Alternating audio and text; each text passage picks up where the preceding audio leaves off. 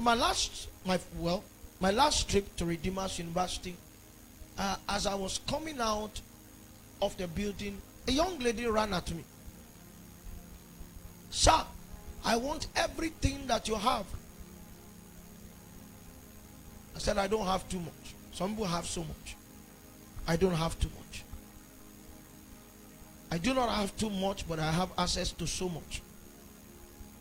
I told her that the design of God is that you journey into all that you have. You can't host everything now. But I saw sincerity. It was a simple ministration. But Jesus was strong, like he always will be strong. And so she said, oh, can I reach you? I said, no problem. I don't do pleasantries on social media. But if you hook on this journey, let me know. And so she began to ask me a question. She began last week. Trying to decipher between the experience at Pentecost in tongues and the advertisement at in 1 Corinthians chapter 12 of diverse kind of tongues. And I tried to make her understand that, you see, what happened at Pentecost was the administration of a gift of the Spirit. A gift of the Spirit, which is what you find in 1 Corinthians chapter 12. It's the unnatural ability, or if you want, the supernatural ability to be able to speak a human language that you don't know. But you also understand that when Paul was trying to introduce the subject of prophecy, he began to speak about the ability to speak in tongues that are alien to men.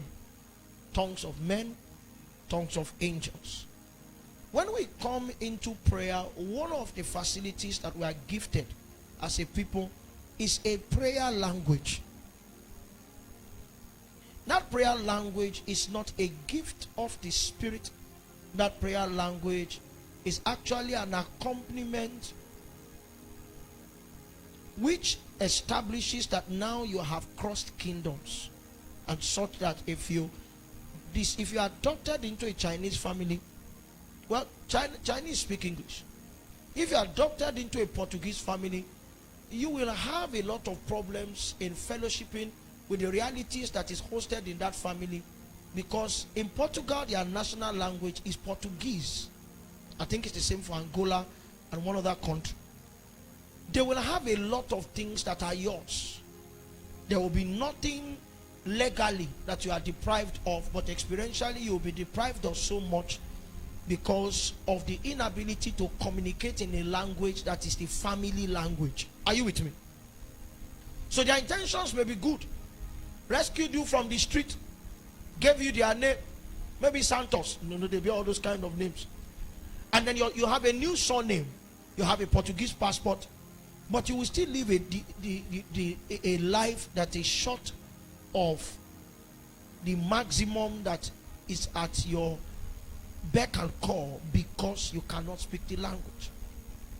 So God ensured that from the point of believing, we can come into that language. It's a communication language. We often call it a prayer language.